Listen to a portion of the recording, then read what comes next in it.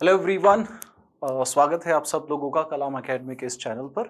और जैसे कि आप लोगों का भी एक टेस्ट सीरीज़ है जो ऑलमोस्ट पूरा हो चुका है, उसमें बहुत सारे आपके डाउट के क्वेश्चंस हैं। तो उन डाउट के क्वेश्चंस की देख लेते हैं एक बार, क्या आंसर सही होना चाहिए, क्या गलत होना चाहिए। कोशिश करेंगे कि उसके आसपास के अगर कोई भी क्वेश्चन जो बन सकते हैं पॉसिबल, तो उन पे थोड़ा सा डिस्कशन करेंगे। ठीक है, बिना किसी डिले के हम फटाफट क्लास को शुरू करते हैं और देखते हैं आगे क्या है। ठीक है, ओके। तो फर्स्ट ऑफ ऑल यहाँ पे देखो, पहला क्वेश्चन है आपके पास में कि आपको करेक्ट ऑप्शन चूज करना है। किस बारे में स्टेटमेंट दिए हैं? पहला स्टेटमेंट है, Renaissance humanism emphasised the study of classical Greek and Latin text. दूसरा स्टेटमेंट है, Renaissance humanism rejected Catholicism and give birth to Protestantism. अब यहाँ पर कुछ टेक्निकल वर्ड्स आपको नजर आ रहे हैं। ठीक है, इन दोनों टेक्निकल वर्ड्स को भी हम देखेंगे, समझेंगे कि क्या चीजें हैं। लेकिन उससे पहले थोड़ा सा आप जान लीजिए, रेनेसांस का जिक्र हुआ है तो कुछ बेसिक बातें आपको पहले से पता होनी चाहिए। रेनेसांस की जब भी बात आएगी, इससे संबंधित आप तीन बेसिक पार्ट में जानिए इसमें। ठीक है, कि इसमें एक पहला तो चीज है कि रेनेसांस के बारे में पूछा जाता है, तो रेनेसांस का जो मीनिंग है वो मीनिंग है, रेनेसांस इस पर्टिकुलर वर्ड का ही मतलब है रीबर्थ। क्या मतलब है? रीबर्थ। रीबर्थ का मतलब हुआ पुनर्जन्म। ठीक है, पुनर्जन्म कह सकते हो आप, तो ये पुनर्जन्म है। ठीक है, अब रीबर्थ है, या फिर इसी के लिए कभी कभी शब्द आ जाता है रिवाइवल। रिवाइवल का मतलब भी सेम है, किसी मृत चीज को जीवित कर देना क्या कहलाता है? रिवाइवल।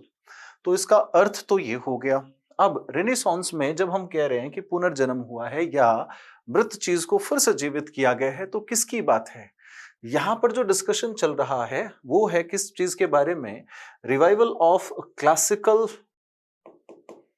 लिटरेचर। क्लासिकल लिटरेचर यानी कि क्लासिकल जो साहित्य था उसके बारे में है।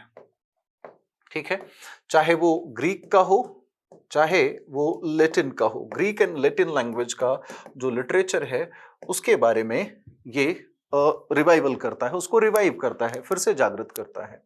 ठीक है, रेनेसांस के बारे में कुछ और चीजें आपको पता होनी चाहिए कि रेनेसांस के कैरेक्टरिस्टिक्स, इसकी खास बातें क्या थी। सबसे पहले कि रेनेसांस है वो बात करता है किसकी? इनोवेशंस की। इनोवेशंस मींस चीजों को नयापन लाना। हर एक चीज के अंदर नयापन आने लग गया, नए नए आविष्कार होने लग गए। ठीक है, फिर यहां पर एक फिलॉसफी आती है जहां से बहुत बार प्रश्न बनता है, एंड दैट इज ह्यूमनिज्म। मानवतावादी जो एक फिलॉसफी है ये भी इसी काल में डेवलप हुई। दूसरी चीज, इंग्लैंड में जो नेशनलिज्म है, नेशनलिज्म का मतलब राष्ट्रीयता की भावना, देश प्रेम की भावना, वो भी इस काल में डेवलप हुई। अच्छा, नेशनलिज्म के लिए जो इंपॉर्टेंट इवेंट है जिसको हम जिम्मेदार मान सकते हैं, that is Spanish defeat of Spanish armada. जो डिफीट ऑफ स्पेनिश आर्माडा हुई थी, स्पेनिश आर्माडा मतलब स्पेनिश की नेवी ने हमला कर दिया था किसके ऊपर? इंग्लैंड के ऊपर।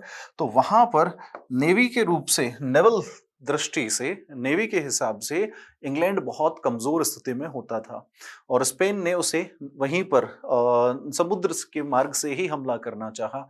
वहां पर वो कमजोर पड़ गए थे, सैनिक पीछे हटने लग गए। ऐसे के अंदर जो क्वीन एलिजाबेथ है वो उन सबसे लाइक लड़ने के लिए मोटिवेट करती है, लेकिन युद्ध हुआ ही नहीं। समुद्र में उथल पुथल और भूचाल की वजह से स्पेनिश आर्माडा हार गया। तब लोगों में देश प्रेम जागा। ठीक है, इसके पीछे रीजन की रानी ने उनको सबको ये समझाया कि हम देश के लिए मर मिट सकते हैं, और वो खुद लीड कर रही है अपनी सेना को। जब ऐसा हुआ तो लोगों में सच में देश प्रेम की भावना जागृत होने लग गई। ठीक है, नंबर 4 पे अगर हम इसकी बात करें तो रिवाइवल की तो बात हो ही चुकी है। ये भी लाइन आती है, रिवाइवल ऑफ क्लासिकल लिटरेचर। इसका मीनिंग भी पूछा जाता है, यह इसका एक कैरेक्टरिस्टिक्स भी है। ठीक है, दूसरी चीज यहां पर आपको देखने को मिलेगा, आर्ट कल्चर और जो आर्ट कल्चर और वी कैन से कि लिटरेचर, ये सभी के सभी चीजें फ्लरिश होती हैं। लिटरेचर ये सब क्या होती हैं? फ्लरिश। फ्लरिश होने का मतलब है फलना फूलना। इन सब को यहाँ पर बढ़ावा मिला। ठीक है, साथ ही साथ कई सारे एक और इम्पॉर्टेंट चीज हुई यहाँ पर रेनेसांस के अंदर, और वो थी कि इन लोगों ने जो पुराना धर्म चल रहा था क्रिश्चियनिटी को शुरुआत में जो था वो बहुत ज्यादा रिजिड तरह का धर्म था, बहुत सारी रोक टोक थी इंसानी काम के ऊपर। किसी भी कार्य को करने से पहले अगर कुछ भी करना है तो आपको चर्च की परमिशन चाहिए। तो जो पहले जब सुप्रीम अथॉरिटी थी वो कौन होती थी? चर्च। तो चर्च को सुप्रीम अथॉरिटी से हटा करके जो क्राउन है, क्राउन का मतलब राजा, राजा हो चाहे रानी हो, जो भी उस गद्दी पे बैठा है जिसको हम मोनार्क कहते हैं, मोनार्क यानी कि शासक। तो मोनार्क क्या हो गए? मोनार्क बिकेम, मोनार्क बन गए क्या? सुपीरियर, ज्यादा सुपीरियर हो गए। वो किससे? Superior to the church. जो चर्च की अब तक चलती थी वो सारी पावर जो है अब वो राजा के अधीन आ गई। पहले क्या था? रेनेसांस से पहले जो डार्क एजेस थी, जिसे हम कहते हैं जिस वक्त कोई सवाल नहीं पूछता था, जैसे चर्च चाहती, जैसे धर्म चलाता वैसे लोग उनके हिसाब से जीते, तो वो वाला जो हिस्सा है वो एक्चुअल में अब नहीं रहेगा। अब यहां से क्या हो जाएगा? मोनार्क जो है वो ज्यादा पावरफुल होगा, यानी कि राजा के पास ज्यादा पावर होगी। ओके, सो नेक्स्ट हिस्सा और क्या क्या चीजें होती है रेनेसांस के अंदर? देखिए, अब हमने इस क्वेश्चन से रिलेवेंट चीजें करते हैं नंबर 6 पर। आप इस बात को समझो कि रेनेसांस जब चालू होता है तो उससे पहले सबसे ज्यादा जरूरी था इस धर्म में परिवर्तन करना, ताकि राजा को पावर दी जा सके, राजा या रानी जो भी गद्दी पे बैठा है। तो उस वक्त एक धर्म चल रहा था, उस धर्म को हम कह सकते हैं अभी कैथोलिक। ठीक है, क्रिश्चियन ही है ये। जैसे कि हर धर्म के अंदर लगभग दो हिस्से होते हैं, ठीक है, उसी तरह से क्रिश्चियनिटी के भी दो पार्ट थे, एक था कैथोलिक। अब इस कैथोलिक का विरोध करना, विरोध करने के लिए बना क्या? प्रोटेस्ट करना। ठीक है, अब ये जो प्रोटेस्ट किया, इसी प्रोटेस्ट से बने, प्रोटेस्ट करने वाले कौन बने? प्रोटेस्टेंट। और प्रोटेस्टेंट को फॉलो करने वाले हो जाएंगे प्रोटेस्टेंट्स। तो कैथोलिक जो है वो है ओल्ड रिलीजन, पुराना रिलीजन। ठीक है, अब यहां पर नया रिलीजन क्या आ गया? प्रोटेस्टेंट वाला। ये भी क्रिश्चियनिटी है, ये न्यू रिलीजन हो गया। लेकिन ये जो है कैथोलिक, इसको हम ओल्ड रिलीजन को और क्या कह सकते हैं? ऑर्थोडॉक्स कह सकते हैं, पुराने वाले। तो ये जो ऑर्थोडॉक्स थे, ये इनकी पावर पहले होती थी, इनको रिजेक्ट किया। इसके पीछे भी एक रीजन है, हो सकता है प्रश्न पूछा जाए, ये रेनेसांस का एक डीप क्वेश्चन हम कह सकते हैं, इतना भी नहीं, बट अभी तक इस हिस्से से सवाल पूछा नहीं गया है। 1517 में, 1577 में एक धर्म सुधार आंदोलन चालू हुआ। उस धर्म सुधार आंदोलन को बच्चा हम कहते हैं रिफॉर्मेशन। ठीक है, और रिफॉर्मेशन को लीड करने वाले थे, वो थे मार्टिन लूथर। मार्टिन लूथर से प्रभावित होकर के इंग्लैंड के राजा हेनरी द एट्थ ने, उन्होंने भी चर्च से सवाल पूछे और कहा कि ठीक है, हम लोग तुम्हारी चर्च को नहीं मानेंगे, हम नई चर्च बनाएंगे। और वो नई चर्च थी प्रोटेस्टेंट वाली चर्च। ठीक है, अब ऐसा क्यों हुआ? क्योंकि इसमें बहुत सी मानव गतिविधियों को बाधित करने वाली चीजें थी, मानव को ये जो फ्रीडम है उसको छीनती थी ये चीजें, वो फ्रीडम यहां मिलने लग गई। राजा ने अब ऐसा करके चर्च को अपने अधीन कर लिया, नई चर्च। इन्हीं प्रोटेस्टेंट चर्च को दूसरे नाम से जाना जाता है, एंग्लिकन चर्च। ठीक है, तो हमने ये कुछ चीजें, कुछ इंपॉर्टेंट चीजें तो यहां देख ली, और रेनेसांस के बारे में कुछ और भी पता होना चाहिए आपको। बेसिक सी चीजें हैं जो आपको पता हो तो अच्छी बात है, थोड़ा सा हेल्प मिल जाएगी।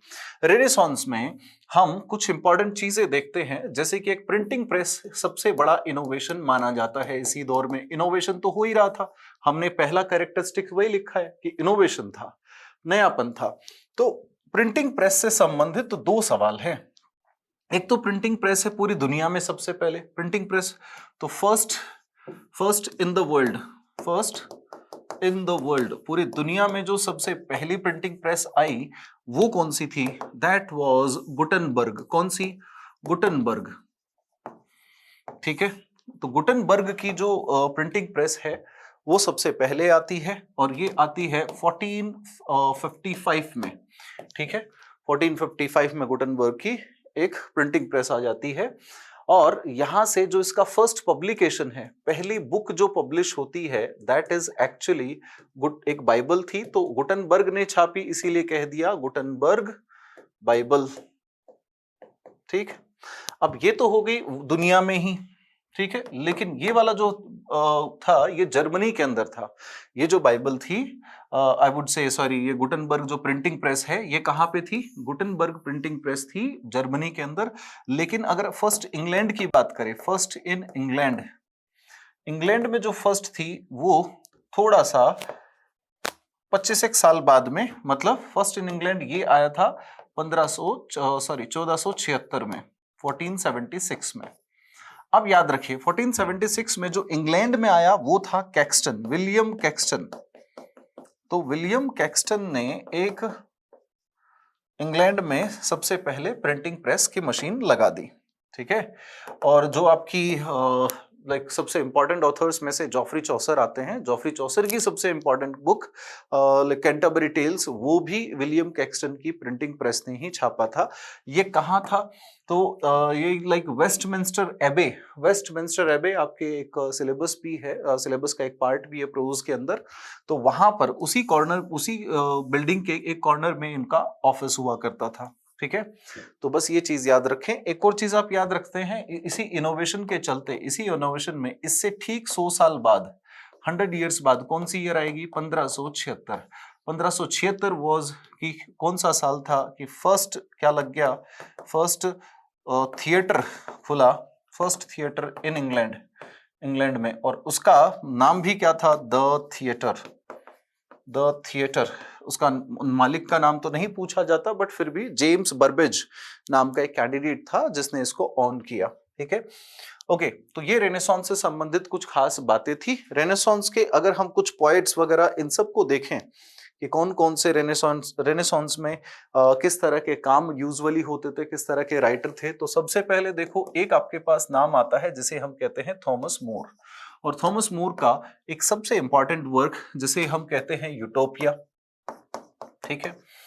अब यूटोपिया को माना जाता है like prologue to Renaissance, prologue to ये रेनेसांस। ये यूटोपिया किसका काम है? थॉमस मोर का। अब आगे कुछ इंपॉर्टेंट नाम देख लो आप, जिनको आप थोड़ा सा स्टडी कर लें, ठीक है। बहुत डिटेल में नहीं जाएंगे वरना हमारे ये सॉल्यूशंस रह जाएंगे, तो समझिए इस चीज को।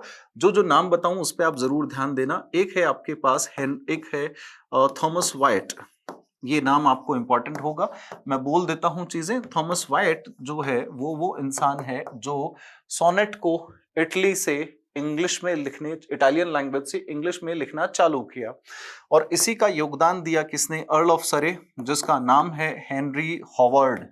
हेनरी हॉवर्ड नाम है, और ये कौन था? ये था अर्ल ऑफ सरे, ठीक है। आप इसी को ही अर्ल ऑफ सरे कहते हो, इसी को हेनरी हॉवर्ड कहते हो। ये भी सोनेट से रिलेटेड है। विलियम शेक्सपियर को नो डाउट हम भूल ही नहीं सकते, ठीक है। William Shakespeare undoubtedly one of the biggest figure या फिर one of the greatest figure in literature, ठीक है। इसके अलावा आपको कुछ और नाम याद रखना चाहिए, जैसे कि थॉमस किड। थॉमस किड जो है वो जाना जाता है किसके लिए? रिवेंज ट्रेजेडीज के लिए। रिवेंज ट्रेजेडीज की जो शुरुआत की थी वो इसने की थी, ठीक है। फिर हम बारी आती है किसकी? एक और, क्रिस्टोफर मार्लो को। बिल्कुल, ये भी एक इंपॉर्टेंट नाम है। क्रिस्टोफर मार्लो जो इंसान है, इसका और विलियम शेक्सपियर के बीच में कॉमन कनेक्शन है। वो क्या? कि विलियम शेक्सपियर की जो बर्थ ईयर है वो भी 1564 है, और क्रिस्टोफर मार्लो की जो बर्थ ईयर है दैट इज आल्सो 1564। तो एक ही वर्ष में दो ग्रेट लोग पैदा हुए, ठीक है।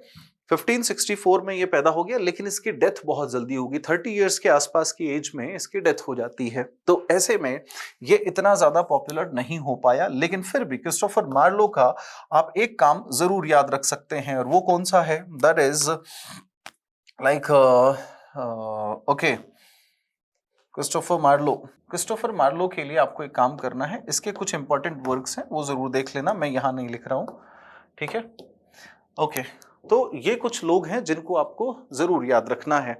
एक और चीज, रेनेसांस को ही हम 3 हिस्सों में बांटते हैं, ये चीज याद रखना। अच्छा, टाइम स्पैन की बात आती है तो इसे हम मानते हैं अर्ली, या तो हम कह सकते हैं 15th सेंचुरी से चालू होता है ये, और आगे 1660 मतलब 17वीं शताब्दी, ठीक है। 15th सेंचुरी से इसको अमूमन हम मानते हैं दो हिस्सों में, या तो ये माना जाता है 1453 या फिर ये माना जाता है 1485।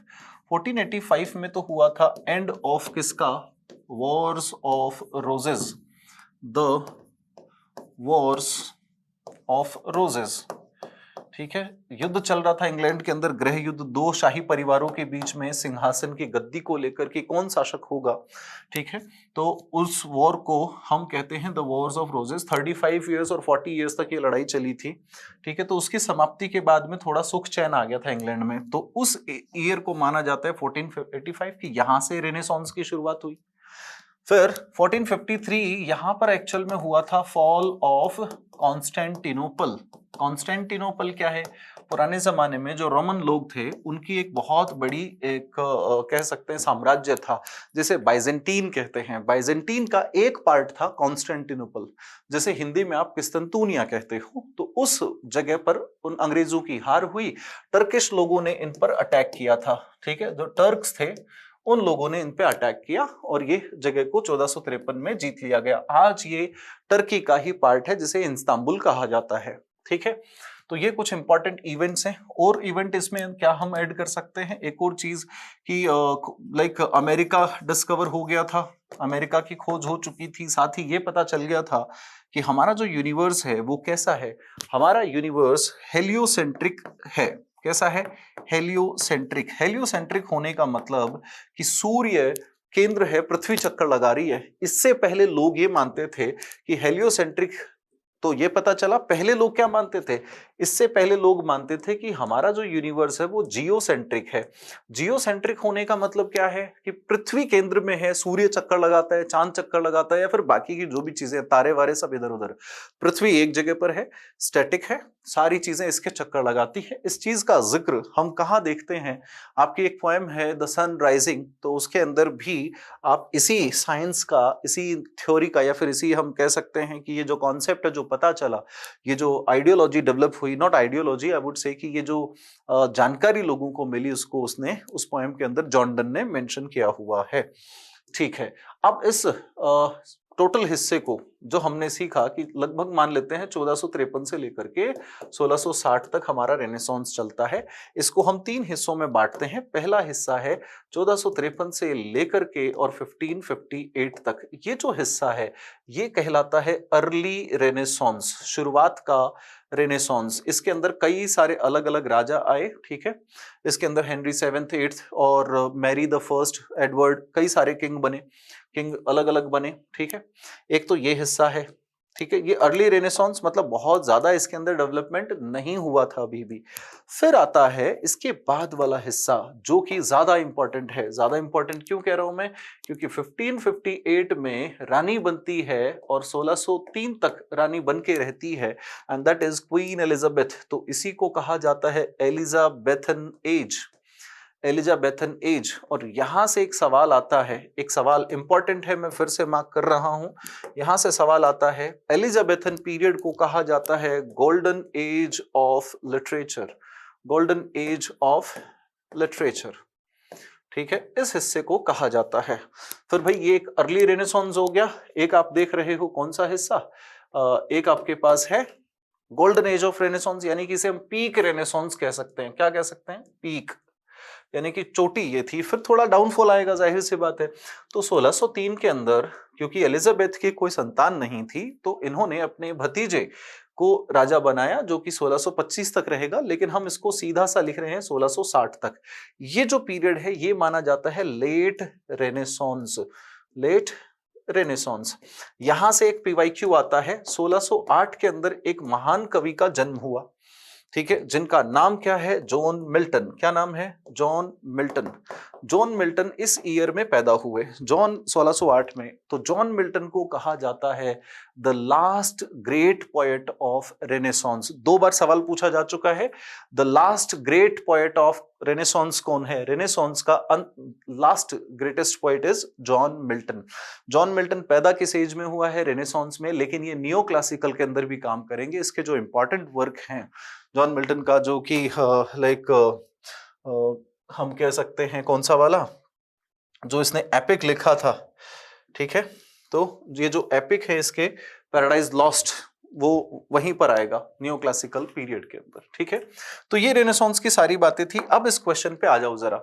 यहां पर ये कह रहा है क्या कि रेनेसांस जो है, रेनेसांस का ह्यूमनिज्म ने इस बात पे जोर दिया कि किसको पढ़ा जाए, क्लासिकल ग्रीक लैटिन टेक्स्ट को पढ़ा जाए। बात बिल्कुल सच है, हमने अभी अभी देखा।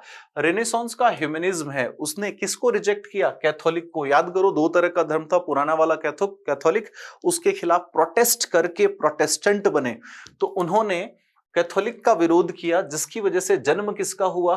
प्रोटेस्टेंटरिज्म का। यानी कि विरोध में जो धर्म पैदा हुआ उसे प्रोटेस्टेंट रिलीजन कहते हैं, और इनसे जो चर्च बनी वो प्रोटेस्टेंट चर्च कहलाती है, उनको ही हम एंग्लिकन चर्च भी कहते हैं। इसके बाद जो राजा बनेंगे, ज्यादातर राजा कौन से होंगे? प्रोटेस्टेंट किंग होंगे। ठीक, इससे पहले जो यानी कि इसके बाद में प्रोटेस्टेंट किंग जो बनता है, पहला प्रोटेस्टेंट किंग कौन था? वो था Henry the eighth. Henry the eighth, ठीक है, ये था। उसके बाद में इसका एक बेटा और एक बेटी, मैरी द फर्स्ट, जिसे ब्लडी मैरी कहा गया है, वो रानी बनेगी। वो दोनों कौन से राजा बनते हैं? कैथोलिक। ठीक है, फिर दोबारा से जो एलिजाबेथ है वो भी प्रोटेस्टेंट क्वीन बनती है। ठीक है, तो ये दोनों स्टेटमेंट सही है, बोथ स्टेटमेंट आर करेक्ट, कोई भी प्रॉब्लम नहीं है। First option should be right answer. Second question पे आ जाते हैं। सेकंड क्वेश्चन को पढ़िए आराम से। पहला सेंटेंस कह रहा है the invention of printing press by Johns Gutenberg. ठीक है, हमने बात करी, कब हुआ था गुटनबर्ग वाला? 1453, अरे सॉरी 1455। ठीक है, ये था इन्वेंशन ऑफ प्रिंटिंग प्रेस। अब उसके बाद में इन्होंने सिग्निफिकेंटली एक्सरेट कर दिया रेनेसांस के आइडिया को। किताबें छपेंगी, आइडिया फैलेगा, बिल्कुल सही बात है। अब स्टेटमेंट 2 कहता है प्रिंटिंग प्रेस जो है ना, वो इटली में इन्वेंट की गई थी, और वो भी कब? 16th century. 16th सेंचुरी का मतलब हुआ 1500 के बाद। अरे भाई नहीं, ऐसा नहीं हो सकता। अर्ली 15th भी हो गया कि 1500 कुछ, 1510-20 के आसपास नहीं, 14 यानी कि 15th सेंचुरी में ही इसका इनोवेशन हो चुका था। तो दूसरा स्टेटमेंट गलत है, फर्स्ट करेक्ट है। देखो, statement first is correct but statement 2 is incorrect, third इसका आंसर होगा। नेक्स्ट पे आ जाओ, आपके पास है विच of the following best describe renaissance humanism. कौन सी ऐसी चीज है जो रेनेसांस के ह्यूमनिज्म को दर्शाता है? यह एक मोमेंट था जिसने रिजेक्ट किया क्लासिकल एंटिक्विटी को।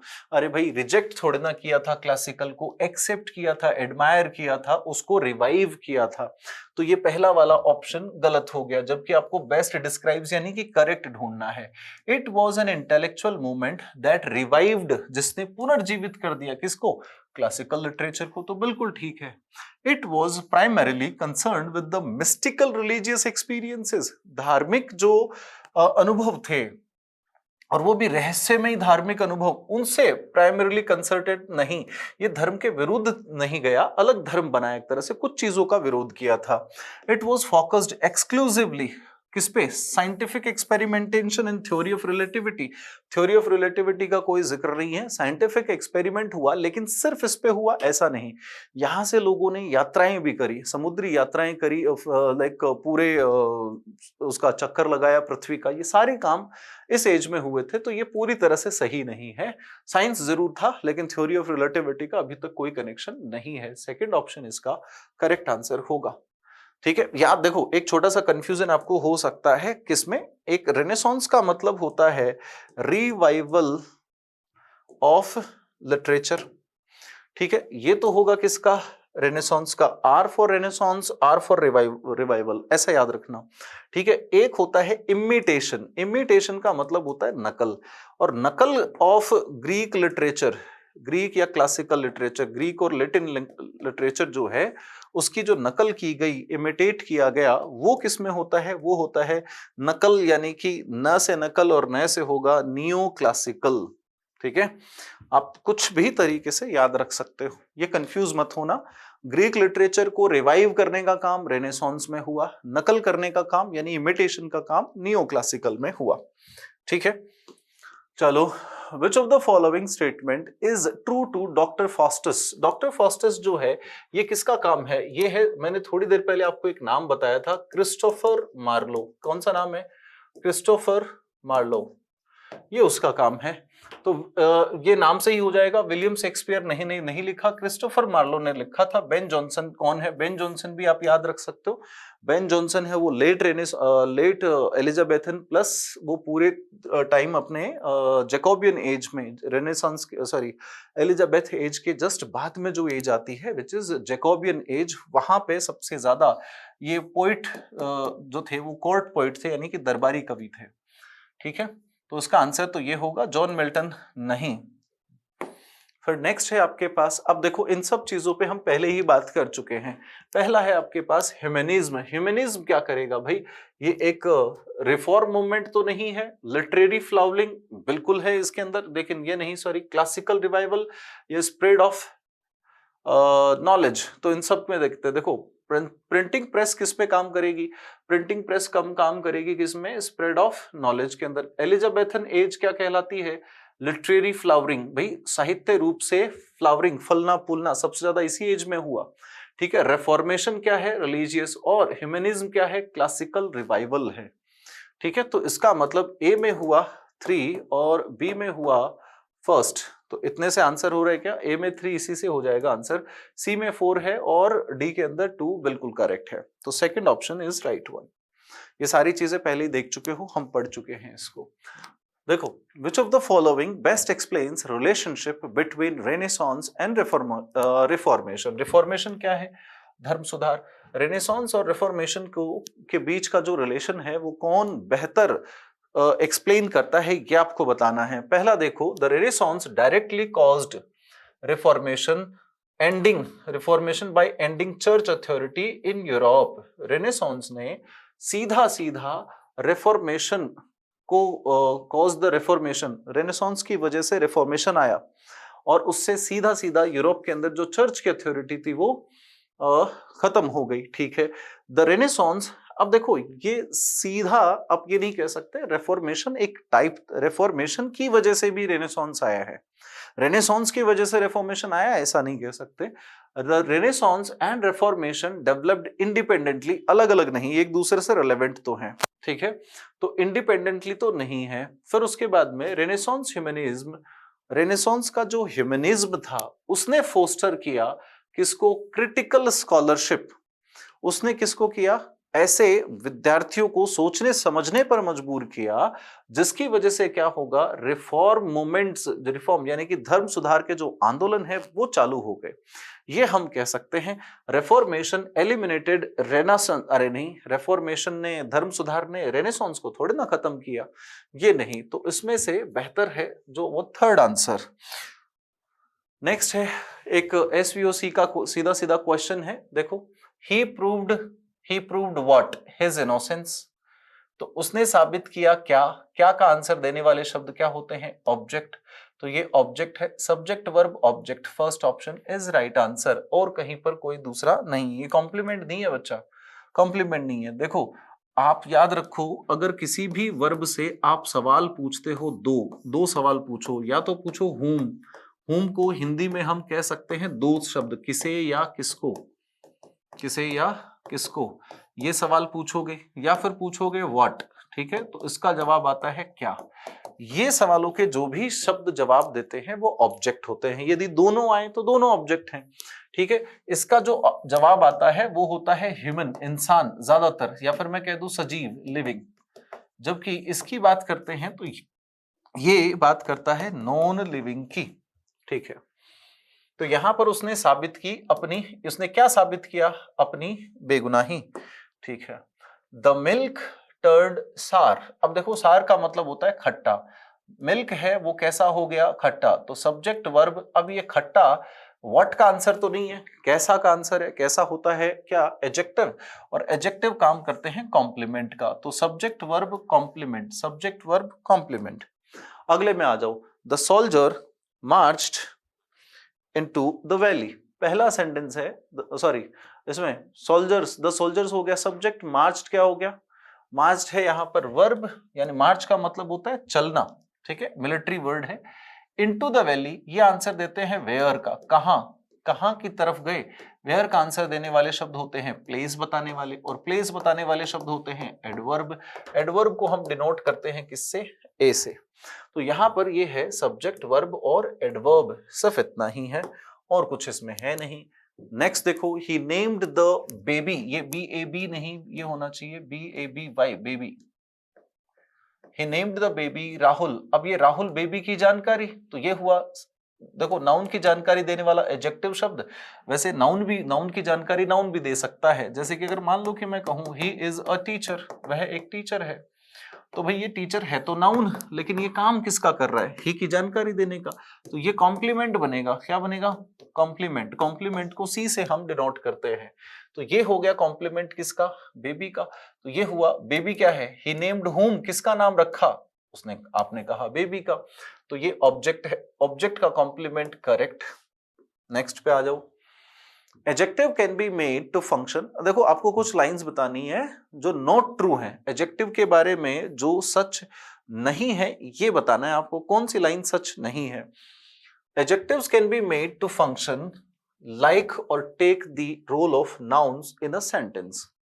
एडजेक्टिव है किसी भी वाक्य में नाउन का काम कर सकते हैं, बिल्कुल कर सकते हैं। जब भी किसी भी वाक्य में आप द प्लस एडजेक्टिव देखते हो तो ये अपने आप में नाउन का काम कर सकते हैं। यदि आप किसी पजेसिव केस के बाद में एडजेक्टिव देख लेते हो तो ये भी क्या होता है, नाउन होता है। जैसे कि मैं कहूं कि आई डिड, मैंने किया, माई बेस्ट, तो माई यहां पर क्या है, पजेसिव केस का वर्ड है, इसके बाद आया हुआ शब्द, इसके बाद पजेसिव केस का एडजेक्टिव जब आता है तो सिर्फ और सिर्फ नाउन हो सकता है। तो यहां पर ये बेस्ट किसका फंक्शन कर रहा है, नाउन का। ठीक इसी तरह से अगर मान लो कि मैं लिख दूं द पुअर आर ऑनेस्ट, तो यहां पर इसको समझो, द पुअर क्या है, इस आर वर्ब का सब्जेक्ट, उस किसी भी वाक्य का सब्जेक्ट या ऑब्जेक्ट केवल नाउन बन सकता है, तो ये भी नाउन का फंक्शन कर रहा है। ठीक है, नाउन का काम कर सकते हैं एडजेक्टिव। दूसरा है, एक typical adjective can occur before a noun or can also occur after the verb be। बिल्कुल ठीक है, क्या कह रहा है कि जो एडजेक्टिव है, सामान्यतः एडजेक्टिव क्या होता है, किसी भी नाउन से ठीक पहले आ सकता है, सही बात है। किसी भी एडजेक्टिव जो है, किसी भी जो लिंकिंग वर्ब है बी, उसके बाद आ सकता है। थोड़ी देर पहले मैंने कहा, जैसे कि अगर मैं कहूं ही इज बिजी, तो यहां पर ये लिंकिंग वर्ब है और लिंकिंग वर्ब के बाद में ये जो आया हुआ शब्द है, ये एडजेक्टिव आ सकता है बी फॉर्म के बाद। ठीक है, फिर अगर मान लो कि मैं कहूं he is a busy person, he is a busy person, वह एक व्यस्त आदमी है, तो पर्सन नाउन, नाउन से पहले आ सकता है, इसमें भी कोई प्रॉब्लम नहीं है। ठीक है, तो सेकंड ऑप्शन भी आपका, सेकंड जो स्टेटमेंट है वो भी सही है। When two or more adjectives are used to describe the same noun in a sentence, they are called coordinative adjectives। बिल्कुल ठीक है, coordinate adjectives कहलाते हैं वो adjectives जब एक ही noun के लिए एक से अधिक adjectives आए। जैसे कि अगर मान लो कि मैं कहूं a round wooden table, a round wooden table, अब यहां पर टेबल नाउन तो एक ही है, उस एक टेबल के लिए मैं कह रहा हूं लकड़ी की टेबल, उसी को कह रहा हूं कि मैं राउंड टेबल। तो ये दोनों जो शब्द हैं ये अपने आप में कैसे हो गए, कोऑर्डिनेट। कोऑर्डिनेट का मतलब साथी। ठीक है, ओके। फिर है एडजेक्टिव्स कैन नॉट, मना कर रहा है, फॉलो डिग्री। अरे भाई क्यों नहीं हो सकता, डिग्री में चलते हैं ये तो भाई, बिग बिगर बिगेस्ट, ठीक है, tall taller tallest, wise visor wisest, intelligent more intelligent most intelligent, degrees होती हैं। यह गलत है, तो ये सही है, ये सही है, ये सही है। क्या कह रहा है ये कि कौन सा स्टेटमेंट सही नहीं है, नॉट पूछा है, तो डी सही नहीं है, तो भाई ओनली डी ये बिल्कुल करेक्ट आंसर है। और थोड़ा सा आगे बढ़ चलते हैं अपन अपने क्वेश्चंस में, कौन सा स्टेटमेंट ऐसा है, ये जितने भी क्वेश्चंस हम कर रहे हैं ये माइनर 1 के क्वेश्चंस हैं, शुरू से चल रहे हैं। ठीक है, आप बीच में ध्यान देते रहना कि कहां से माइनर 2 चालू होगा। विच of the following statement is या आर ट्रू अबाउट वर्ब के बारे में पूछा है। एक ट्रांजिटिव वर्ब ऐसी वर्ब है जिसका अर्थ पूरा तभी निकल सकता है जब इसके पास क्या हो, एक ऑब्जेक्ट हो। बिल्कुल ठीक बात है, ट्रांजिटिव वर्ब का पूरा अर्थ नहीं आ पाएगा अगर उसके पास ऑब्जेक्ट नहीं। ट्रांजिटिव शब्द का अर्थ ही क्या होता है, देखो दो तरह की वर्ब होती है, एक जिसे हम ट्रांजिटिव कहेंगे, एक हमसे इनट्रांजिटिव कहेंगे। ट्रांजिटिव वर्ब होती ही वो वर्ब है जिसके बाद ऑब्जेक्ट का आना अनिवार्य है। ऑब्जेक्ट नहीं लगाओगे तो अर्थ नहीं पूरा होगा, सेंटेंस का मीनिंग कंप्लीट नहीं बनेगा। ठीक इसी तरह से इनट्रांजिटिव वर्ब वो होती है जिसके बाद में कुछ भी लगाओ बट ऑब्जेक्ट की आवश्यकता नहीं। ठीक है, ऑब्जेक्ट कैसे पता करते हैं, थोड़ी देर पहले बताया, व्हाट और हुम का क्वेश्चन पूछ करके हम ऑब्जेक्ट को पता करते हैं। अब आती है फाइनाइट वर्ब की बात। फाइनाइट वर्ब है वो कंट्रोल की जाती है किससे, सब्जेक्ट्स की संख्या से। अगर सिंगुलर प्लूरल हो, बिल्कुल सही बात है।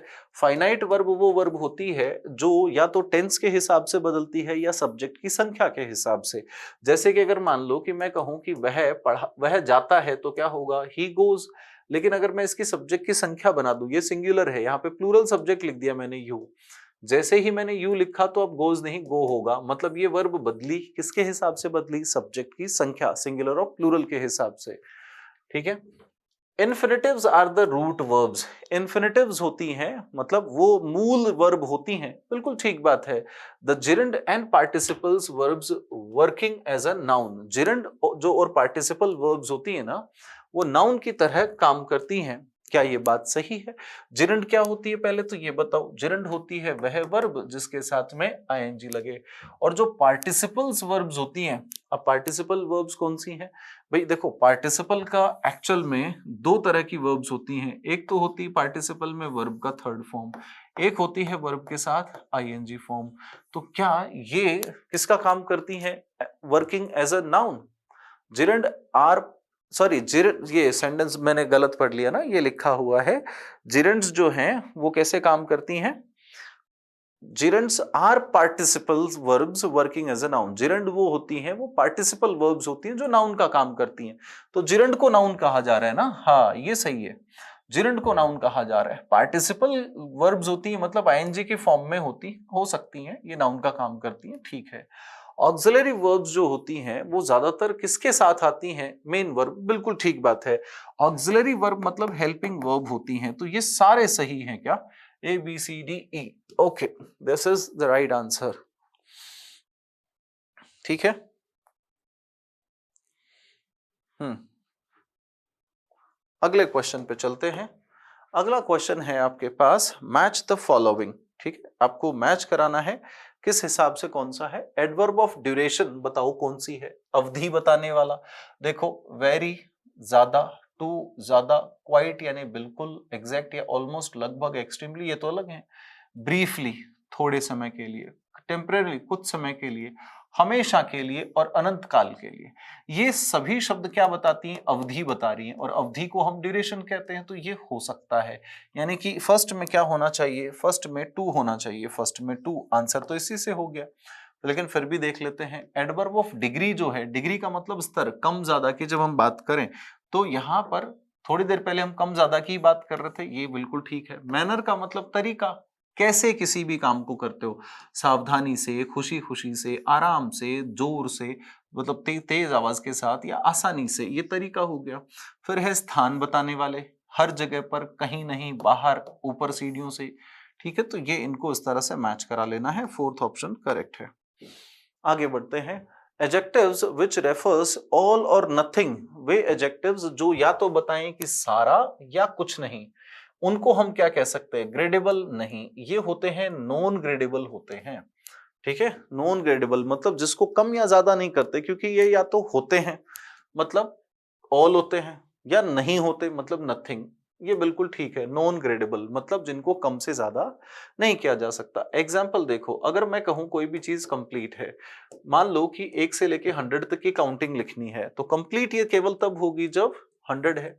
आप 101 102 कर रहे हो तो उसे कंप्लीट, ज्यादा कंप्लीट नहीं कह सकते, काम ही 100 का था। अगर आपने 99 भी किया है तो हम ये नहीं कह सकते कि कम कंप्लीट है, वो अभी भी कैसा है, इनकम्प्लीट। कंप्लीट, इनकम्प्लीट, कोई भी चीज या तो राइट है या रॉन्ग है, वो कम राइट या ज्यादा रॉन्ग नहीं हो सकती। ऐसा कैसा राइट या रॉन्ग, सॉरी ये मैंने ये वाला लिख दिया है ना, या तो राइट होगा या रॉन्ग होगा, करेक्ट हो सकता है, इनकरेक्ट हो सकता है, ट्रू हो सकता है, फॉल्स हो सकता है। ठीक है, बहुत सारे ऐसे शब्द, जितने भी कलर के नाम हैं वो भी उसी में शामिल है। कोई शेप है, अगर कोई मैं कहूं कि भाई ये जो हिस्सा, ये जो शेप है ये राउंड है, या तो ये राउंड है या राउंड नहीं है। ठीक है, दो में से एक ही चीज हो सकती है। कम राउंड या ज्यादा राउंड नहीं होता, तो इनको नॉन ग्रेडेबल यानी कम से ज्यादा की ओर नहीं जाते। ये इस प्रश्न को डिलीट किया गया। रीजन ये रहा होगा कि यहां पर इसको अंडरलाइन करना भूल गए। ठीक है, कि अंडरलाइन वर्ड क्या है, तो भाई ये एट्रीब्यूटिव, एट्रीब्यूटिव, प्रेडिकेटिव, एडजेक्टिव के टाइप देखो। अब अगर हम किसी भी नाउन से ठीक पहले कोई एडजेक्टिव यूज करेंगे, यहां पर एडजेक्टिव आएगा, तो ये तो कहलाएगा एट्रीब्यूटिव एडजेक्टिव। ठीक है, और अगर हम किसी भी सब्जेक्ट के बाद में यहां पर बी फॉर्म या फिर लिंकिंग वर्ब यूज करें, कौन सी वर्ब, लिंकिंग वर्ब, और यहां एक ऐसा एडजेक्टिव आए जो आपके सब्जेक्ट की जानकारी दे रहा है, तो ये एडजेक्टिव का कहलाता है, ये क्या कहलाता है, ये कहलाता है प्रेडिकेटिव एडजेक्टिव। प्रेडिकेटिव एडजेक्टिव, क्योंकि सब्जेक्ट ये है और इसके अलावा जो वाक्य का हिस्सा होता है ये प्रेडिकेट कहलाता है, तो वो एडजेक्टिव जो प्रेडिकेट में आए प्रेडिकेटिव एडजेक्टिव कहलाएगा। फिर है एक ऐसा एडजेक्टिव जो किसी भी नाउन के बाद आकर उस नाउन की जानकारी दे। नाउन के बाद आए एडजेक्टिव लेकिन जानकारी वो अपने नाउन के लिए दे रहा है, तो ये जो एडजेक्टिव होते हैं ये पोस्ट मॉडिफायर होते हैं। तो समथिंग यूजफुल, यूजफुल इसी के लिए आ रहा है, तो इसीलिए ये पोस्ट मॉडिफायर हुआ। कौन सा सेंटेंस यूज करता है एडवर्ब हार्डली को with most accurate meaning in word order, मतलब हार्डली शब्द का सही तरीके से किसमें प्रयोग किया गया है। पहले तो इस हार्डली को समझो। हार्डली जो है वो अपने आप में एक एडवर्ब है, और एडवर्ब भी कौन सी, फ्रीक्वेंसी की। फ्रीक्वेंसी मतलब बारंबारता, रिपीटेशन। तो कोई भी काम की पुनरावृत्ति कितनी बार होती है उसके लिए हम लिखते हैं एडवर्ब ऑफ फ्रीक्वेंसी। और हार्डली वो है एक नेगेटिव एडवर्ब है। इसका मतलब ये हुआ कि कोई भी काम न के बराबर होता है, नेगेटिव सेंस देती है। जब इसका यूज होता है तो नॉट नहीं होना चाहिए। सबसे पहले हार्डली जब, अगर यहां पर देखो हेल्पिंग वर्ब की जरूरत नहीं, क्यों, क्योंकि अगर हार्डली यूज कर रहे हो तो नेगेटिव का काम यही कर लेगी, कोई हेल्पिंग वर्ब दूसरी नहीं आती। ठीक है, इंडेफिनिट सेंटेंसेस में तो यहां पर ये सही सेंटेंस होता she hardly ever makes mistake, ऐसा होता। ये गलत हो गया, शी हार्डली नॉट, अरे हार्डली यूज हुआ है तो नॉट यूज नहीं होगा। शी मेक्स हार्डली एवर, ये भी गलत। क्यों गलत है, क्योंकि हार्डली की जो पोजीशन है, हार्डली की जो पोजीशन है वो हमेशा मेन वर्ब से पहले होनी चाहिए। मेन वर्ब से होगा पहले हार्डली। ठीक है, यहीं पर यूज कर सकते हैं इसको। तो इसकी पोजीशन के हिसाब से 4 number, she hardly ever makes mistakes, ये रही मेन वर्ब। मेन वर्ब से पहले हमने इसको यूज किया है। मुश्किल से ही वो कभी कोई गलती करती है। अगले सेंटेंस में चलते हैं। अभी अपन लिखा है ऐसा कौन सा सेंटेंस है जो करेक्ट पोजीशन एंड मीनिंग को फोकस करता है, अगर हम बात करें केवल एक शब्द पर, और वो शब्द है ओनली। ठीक,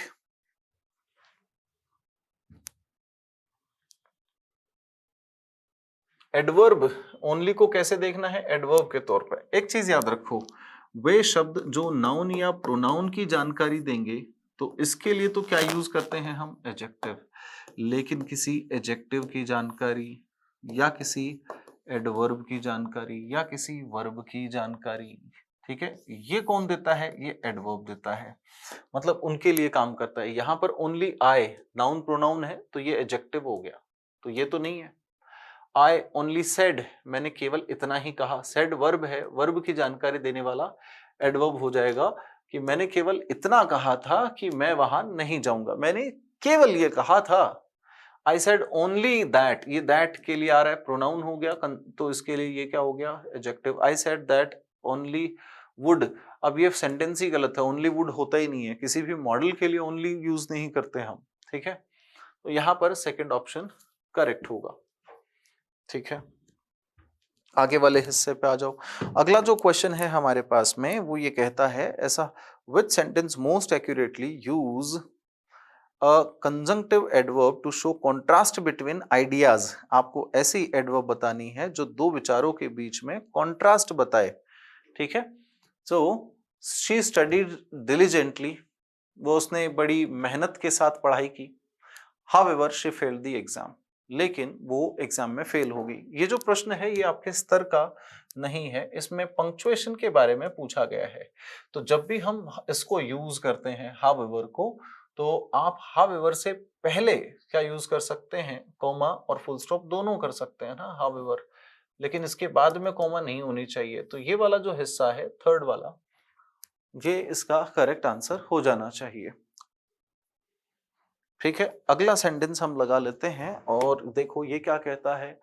कौन सा सेंटेंस ऐसा है जिसमें मेयर को, मेयर का मतलब महज, और ये क्या होना चाहिए, एडजेक्टिव होना चाहिए। एडजेक्टिव मतलब जो नाउन की परिभाषा दे, तो मेयर किसी नाउन के लिए काम करेगा और यह कन्वे करना चाहिए, इसका अर्थ भी क्या होना चाहिए, लिमिटेशंस। लिमिटेशंस का मतलब किसी चीज की सीमित होना, ठीक है, और साथ ही साथ ये बजाय किसी चीज पर बल देने की बजाय क्या होना चाहिए, एम्फसिस कर रहा होना चाहिए। ऑप्शंस पढ़ के देखो। The committee discussed the committee dismissed his objections as the mayor worries of an inexperienced intern। जो कमिटी ने उसके जो ऑब्जेक्शंस हैं वो महज उसकी चिंताओं के लिए, अब वरीज क्या है, नाउन, नाउन के लिए आप महज कहोगे, ये क्या है अपने आप में, एडजेक्टिव, बिल्कुल ठीक है।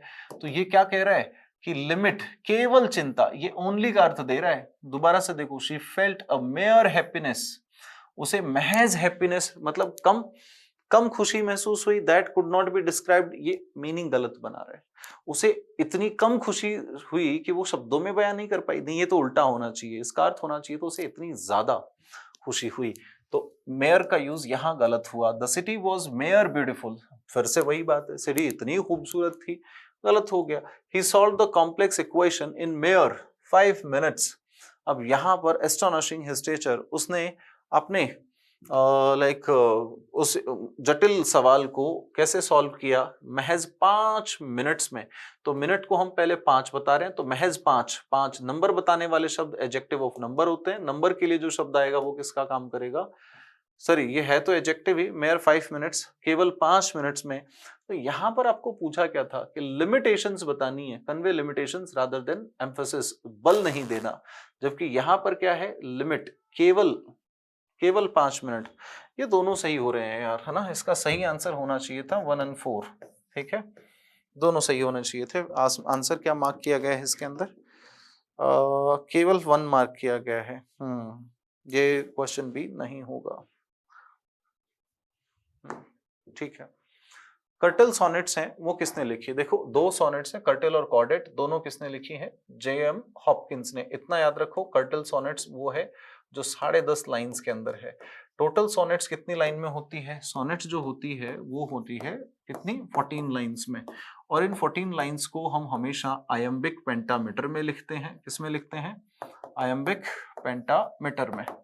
आयम्बिक पेंटामीटर में लिखने के साथ साथ इसमें टोटल 14 लाइंस होती हैं। इसके 2 हिस्से होते हैं, एक इंग्लिश वाली सोनेट होती है, एक इटालियन सोनेट होती है। इंग्लिश सोनेट्स के की जो राइमिंग स्कीम होती है वो A B C D E F और जी, यानी कि 3 क्वार्टरन होंगे, एक कपलेट होगा। जबकि जो इटालियन सोनेट्स है वो पुरानी सोनेट्स भी कहलाती हैं, क्लासिकल सोनेट्स भी कहलाती हैं। वहां पर जो आप पैटर्न देखते हो या फिर राइमिंग स्कीम देखते हो, वो देखते हो ए बी बी ए, या फिर उसके बाद में है, ये पहली 8 लाइन हो गई जिसको ऑक्टेव कहा जाता है। फिर सी डी सी, एक तो पैटर्न ये है। फिर ये सी डी ई दूसरा पैटर्न ये भी है, यानी कि जो 8 और 6 लाइन में बढ़ता है। तो एक तो होता है Octave, Octave is what, 8 lines वाला हिस्सा, ठीक है। दूसरा होता है सेस्टेट, ये होता है कितने का हिस्सा, 6 लाइन का। तो टोटल 14 लाइंस हर बार होती हैं। राइमिंग स्कीम फिक्स होती है इसकी, fix rhyming scheme, fix structure, तो फिक्स पोएम होती है, दैट इज कॉल्ड सोनेट, ठीक है। लेकिन इसमें से एक सोनेट ऐसी लिखी गई जिसमें सोनेट के बाकी सभी गुण, लेकिन एक चीज को छोड़ दिया, पंक्तियां उसमें 14 नहीं हुई, 10.5। उस सोनेट को हम G.M. हॉपकिंस ने करने वाले हैं, इसने लिखा था, ठीक है। फिर है कौन सा सेंटेंस है जिसमें सिमिली है बजाय किसके, एक मेटाफर के और कोई दूसरी डिवाइस, मतलब सिमिली होनी चाहिए। सिमिली के लिए हमें 2 शब्द मिलते हैं, लाइक और एज, ठीक है। एक और तरीका है द सेम यूज करके भी हम सिमिली बना सकते हैं, द सेम, ठीक है, वैसा का वैसा, ये भी कंपैरिजन किया जाता है। द सेम जब हम कहेंगे सिमिली की तरह काम कर सकता है। तो हीरेन लाइक सिमिली है जब हम A is equal to B बता दें, टाइम इज थीफ, है ना, A is equal to B बता दे तो ये मेटाफर हो जाता है, तो ये नहीं होगा। The classroom turned into a जू, मतलब क्लासरूम को हम सीधा क्या कह रहे हैं, जू, तो ये A is equal to B हो गया, फिर से क्या हो गया, metaphor. Her voice was music, तो उसकी वॉइस को ही हम म्यूजिक कह रहे हैं, मतलब फिर से मेटाफर हो गया, हमें चाहिए केवल simile, first option right answer होगा। मेन पर्पस क्या है यूजिंग सिमिली का राइटिंग में, क्यों लिखा जाता है भाई सिमिली का, to state facts in simple direct, अरे भाई नहीं, कोई तथ्य नहीं कहते, दो चीजों को कंपेयर करना एक विविड इमेज बनाने के लिए, बिल्कुल ठीक है। टू रिप्लेस लिटरल लैंग्वेज, नहीं। टू मेक सेंटेंस लॉन्गर, अरे भाई नहीं, सेंटेंस को लंबा बनाना, ओरिजिनल लैंग्वेज को रिप्लेस करना, ये यूजलेस ऑप्शन है, ठीक है। तो ये इसलिए किया जाता है ताकि दो चीजों को हम इस तरह से कंपेयर करें जिससे एक बड़ी विविड इमेज बने, विविड मतलब जीवंत, जिससे सामने वाला सोच सके। जैसे कि मैं मान लो कि कहूं वो यार कुतुब मीनार की तरह लंबा है, तो उसका मतलब मैं ये कहना चाह रहा हूं कि उसकी जो लंबाई है वो बहुत ज्यादा है। अब कोई कुतुब मीनार के बारे में सोचेगा, उसके दिमाग में एक इमेज बनती है कि ओके, इस तरह से बात कर रहा है। अगर मान लो कि मैं कहूं कि यार वो एक हाथी जैसा दिखता है, तो again I am talking about big size, तो दिमाग के अंदर एक इमेज बनती है, ठीक है। अगला क्वेश्चन है आपके पास में, ऐसा कौन सा सेंटेंस है जो सिमिली को शो करता है केयरफुली, समवन इज मूविंग, कि कितना ध्यान से एक आदमी चल रहा है इस बारे में बताता है। यहाँ पे she stepped as carefully as a cat walking along a narrow fence, वो मतलब इतना केयरफुली चली जितना केयरफुल चलती हो एक कैट, एक किसके, एक नैरो सकरे फेंस, फेंस यानी कि दीवार। She stepped carefully along the, इसमें तो भाई सिमिली नहीं है। She stepped like cautious itself, इसमें भाई कोई कंपैरिजन नहीं हो रहा। लाइक तो बता दिया, लाइक तो लिख दिया, लेकिन कंपेयर किसके साथ कर रहे हो, सिमिली में दो अलग अलग चीजें, इंसान का जानवर से, इंसान का वस्तु से कंपैरिजन, या किसी वस्तु का जानवर से, दो अजीब तरह के बेमेल चीजों के बीच में कंपैरिजन होता है।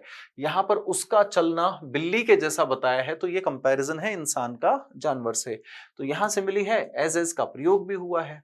She stepped a cat narrow, ये सेंटेंस ही गलत है ग्रामेटिकल दृष्टि से, तो ये फर्स्ट आपका आंसर हो जाएगा। अगला सेंटेंस देखो, लिखा है कौन सा ऐसा है जो क्लियरली डेड मेटाफर शो करता है। डेड मेटाफर क्या होती है, मेटाफर का मतलब होता है रूपांतरण। आप एक ऐसा जैसे कि अगर मान लो कि मैं आपको कहूं कि दिस इज गोल्डन अपॉर्चुनिटी, यह एक गोल्डन अपॉर्चुनिटी है, तो गोल्डन अपॉर्चुनिटी में आपके दिमाग में कभी भी गोल्ड नहीं आएगा, आप इसके बारे में नहीं सोचोगे, तो यह डेड अपॉर्चुनिटी बन चुकी है, क्योंकि ये एक तरह की कहावत जैसी सी लाइन हो चुकी है, इडियोमैटिक एक्सप्रेशन है। तो यदि कोई सिमिली इडियम की तरह काम करने लग जाए, मुहावरेदार लगभग उसी अर्थ में बोलते हैं, अब उसके बारे में, जैसे कि अगर मैं आपको यूं कहता हूं कि पूत के पांव पालने में दिख जाते हैं, तो आपका दिमाग बिल्कुल नहीं जाएगा, ना ही तो पूत की तरफ, ना ही पालने की तरफ, ना ही पैरों की तरफ, आप केवल उसका लिटरल अर्थ समझोगे, मतलब जो उसका वाकई अर्थ होना चाहिए केवल उसी पे ध्यान जाएगा। तो जब एक मेटाफर को सुन के, एक कंपैरिजन को सुन के आप एक्चुअल में उसकी इमेज अपने दिमाग में बनाओ, तो वो तो है लिविंग मेटाफर। डेड मेटाफर मतलब वह मेटाफर जिसको बोलने पर सामने वाला अजीब इमेज अपने दिमाग में नहीं बनाता। जैसे कि देखो, हिज वर्ड्स वर डैगर्स, उसके जो शब्द थे वो खंजर जैसे थे। अब मैं खंजर को सोच रहा हूं, ठीक है, मतलब चुभने वाले, हार्ट में चुभने वाले। शी ब्रोक द आइस, अब देखो ब्रेक द आइस का मतलब होता है चुप्पी तोड़ना, और इसको ऐसे ही यूज किया जाता है। अब आप लोग नहीं करते वो अलग बात है, लेकिन इसको, ये इसका आंसर सही हो जाएगा। दोबारा देखो, the sky was a blanket of clouds, sky जो है वो बादलों की एक चद्दर बनी हुई थी। जैसे ही मैंने बोला तो आपके दिमाग में वो इमेज आती है कि बादलों की चद्दर। My thoughts are tangled vines, मेरे जो विचार हैं वो उलझी हुई लताएं बेल हैं। तो आप अगेन फिर से उलझे हुए लताएं बेल आपको नजर आ रही है दिमाग में, तो जो इमेज बनाए वो लिविंग नहीं होता। इसका आंसर हो जाएगा सेकंड, जो इमेज बनाए वो लिविंग होता है, डेड नहीं होता, ठीक है। One of the reasons, major reasons Renaissance का, वो फॉल ऑफ कॉन्स्टेंटिनोपल, ये हमने देखा था। इसके बारे में पूछा है बाइजेंटीन एम्पायर में, इट टुक प्लेस, यह कब घटित हुआ, 1553, 1453, 1353, 1253। सही आंसर है 1453, ठीक है। जब यहां से हुआ ये, तो यहां से लोग भाग करके, ठीक है, कॉन्स्टेंटिनोपल से लोग भाग करके, विद्वान लोग चले गए इटली, और इटली को माना जाता है यहां से रेनेसांस की शुरुआत हुई, बिगनिंग यहां से हुई। ऐसा माना जाता है अर्ली 15 सेंचुरी में, क्योंकि 1485 में तो इंग्लैंड में भी मान लेते हैं, लेकिन 1453 से ही 3-4 साल 5 साल के अंदर ही रेनेसांस चालू हो गया, हर जगह पर प्रिंटिंग प्रेस लगी चुकी थी, छपाई का काम चालू था। ठीक है, पोएम की इकोनॉमिक मेटाफर, इकोनॉमिक यानी कि आर्थिक, आर्थिक मेटाफर बतानी है आपको। यहां पर पोएम कौन सी है, went to the summons to the sweet silent thought, ठीक है, ये वाले जो लाइक आपकी विलियम शेक्सपियर की पोएम है उसके बारे में बात कर रहे हैं, सोनेट है। तो स्वीट साइलेंट थॉट, भाई इसमें कोई पैसे से संबंधित या आर्थिक कोई बात नहीं हो रही। आई साई द लैक, मैं आ भरता हूं कमी की। ग्रेवेंसेस फॉरगोन, शिकायतें या फिर वो कमियां जो क्या हो गई, जिन्हें भुला दी गई, जो बीत चुकी हैं। ऑल लॉसेस, सभी वित्तीय नुकसान। यस, यहां पर आ गई बात फाइनेंस की। Number 4 should be the right answer, ठीक है। ओके, अगले पे आ जाओ। फिर अगला क्वेश्चन है आपके पास में 110 के, the poem the bus. The bus किसने लिखी है भाई, अरुण कोलात्कर ने लिखी है। बस लिखी है अरुण कोलात्कर ने, ठीक है। तो आप इस हिस्से को, अरुण कोलात्कर वाली ये जो बस का पोएम है, इसके बारे में क्या पूछा है, रोमांटिसाइज्ड पिलग्रिमेज बाय, किस हिसाब से रोमांटिसाइज करती है, विचार करती है। तो ये हाईलाइटिंग बोर्डम एंड ट्रिवियलिटी, नहीं, celebrating miraculous place, replacing temple with commerce, rejecting all religion. किस तरह से, हाईलाइटिंग बोर्डम एंड ट्रिवियलिटी, तुच्छपन, हाँ यही तो है भाई, बोरियत महसूस होती है, ट्रिवियलिटी यानी कि तुच्छपन यहां पर महसूस होता है। क्या ये सही आंसर है? अगले पे आ जाओ। Principle of selection are based on the assumption that whole system of language cannot be taught within a short period। बिल्कुल इसी पे तो आधारित है कि पूरा जो लैंग्वेज है वो एक साथ नहीं पढ़ाया जाता, इसीलिए सेलेक्ट कर करके पढ़ाओ, इस अवधारणा पर आधारित है। Can be taught with in short period में पढ़ाया जा सकता है, तो सेलेक्ट करने की जरूरत कहाँ है, सब पढ़ा दो। Can manage to learn the language, नहीं, ऑल आर करेक्ट तो नहीं है, तो फर्स्ट ऑप्शन करेक्ट हो जाएगा। फिर आगे आओ, What type of words are used in principle of range? अब देखो रेंज वाला जो सिद्धांत है, इसमें किस तरह के शब्द यूज होते हैं। इसमें वो जो लिमिटेड रेंज होते हैं, नहीं, रेंज है। नैरो मतलब सकड़ी, ये भी नहीं। कन्फाइंड का मतलब भी सीमित, इन सभी का मतलब एक ही है। तो ये तो तीनों गलत हो गए। क्या हो गया, वर्ड्स ऑफ लॉन्गर रेंज, ज्यादा रेंज वाले शब्द, ऐसे शब्द जो कई जगह पर यूज किए जा सकते हैं। जे ए ब्राइट, मिस्टर ब्राइट कहा जाता है इनको, ठीक है, जे ए ब्राइट, इन्होंने एक फॉर्मूला दिया। देखो सब लोग तो ये मानते हैं कि जो आपकी स्किल्स हैं, सीखने का जो तरीका होता है किसी भी भाषा का, सबसे पहले आप सुनिए, फिर उसको बोलिए, फिर आप उसको रीड कीजिए और फिर आप उसको राइट कीजिए, LSRW। लेकिन जो मिस्टर ब्राइट है वो कहते हैं पहले सुनिए फिर बोलिए, लेकिन फिर लिखना चालू कीजिए, राइटिंग के बाद में रीडिंग आएगा, कुछ इस तरह से। ये इसको दोनों को आगे पीछे रखते हैं, बस यही करना है आपको। देखो लिसनिंग, लिसनिंग, लिसनिंग, स्पीकिंग, ये क्या है, लिस्टरिंग, लिसनिंग, और फिर है स्पीकिंग, रीडिंग और राइटिंग, जबकि राइटिंग और रीडिंग होना चाहिए, हटा दो। लिसनिंग, अंडरस्टैंडिंग, ये तो एक ही बात हो गई, लिसनिंग और अंडरस्टैंडिंग, ठीक है। लिसनिंग और अंडरस्टैंडिंग एक ही चीज होती है। एक्चुअल में आपके कान में कोई आवाज आए, आपके कान में कोई आवाज गिरे और आवाज को आप सुन करके पहचान लो, समझ लो, वही लिसनिंग कहलाती है।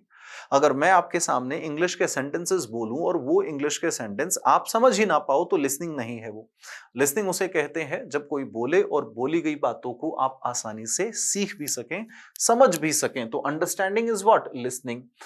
लिसनिंग के बाद स्पीकिंग, और ये रहा राइटिंग, रीडिंग, ये बिल्कुल सही ऑप्शन हो जाएगा। थर्ड ऑप्शन इज राइट, ठीक है। अगले हिस्से पे आ जाओ। नेक्स्ट है, कौन सा प्रिंसिपल है इस अजम्पशन पर आधारित है कि नॉलेज है उसे स्टोर किया जाता है माइंड में परमानेंटली, अगर इसे हासिल किया जाए किसके थ्रू, प्रैक्टिकल एक्सपीरियंस के थ्रू अगर इसे हासिल किया जाए। तो देखो इसका जो आंसर है वो एक्चुअल में तो होना चाहिए, देखो ये लिखा ना, gain through practical experience, practical experience के हिसाब से। तो ये एक्चुअल में होता है लाइक प्रैक्टिकल एक्सपीरियंस का learning by doing, principle of learning by doing, किसी चीज को करके सीखना। अगर आप किसी भी कार्य को करके देखते हो तो फिर वो लंबे समय तक रह जाता है।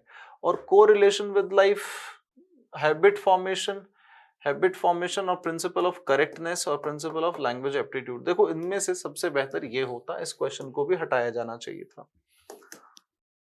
चलो यहां से माइनर 2 के क्वेश्चंस चालू होते हैं और माइनर 2 के क्वेश्चंस में अब आप देख लो, अपने अपने डाउट्स को मैच करा सकते हो।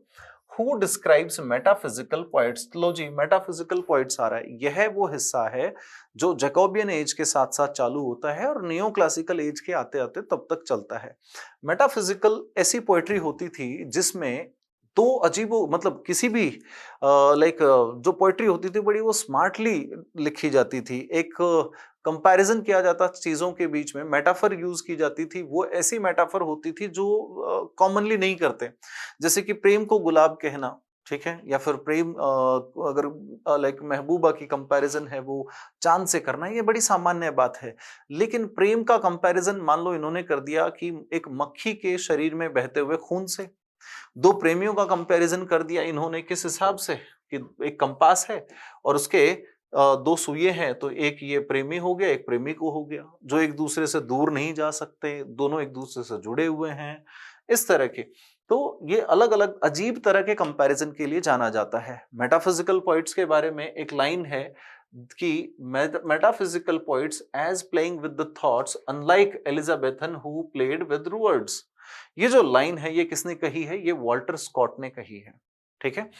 नाउ सैमुअल जॉनसन ने भी इनके बारे में एक लाइन कही है और वो लाइन है इसकी जो बुक थी lives of most eminent poets of English, English के जो मोस्ट एमिनेंट पोइट्स हैं उनकी जीवन, 52 लाइव्स हैं उसके अंदर, 52 पोइट्स के बारे में लिखा है उसमें, अल्फाबेटिक ऑर्डर के अंदर है। तो अब्राहम कावले नाम का जो पोएट आता है who is also metaphysical poet, तो अब्राहम कावले के बारे में सैमुअल जॉनसन जब लिखते हैं तो उसके अंदर इनकी एक लाइन आती है एंड द लाइन इज कि the like poets metaphysical poets were the men of learning, metaphysical poets were the men of learning and to show their learning was their whole endeavor।